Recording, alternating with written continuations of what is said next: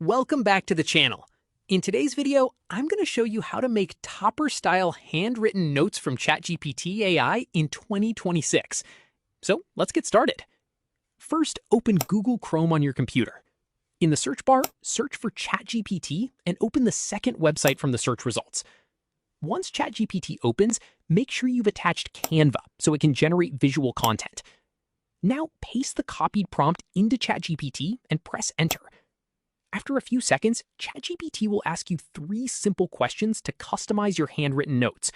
The first question is, in which class are you? For this example, I'll answer graduate.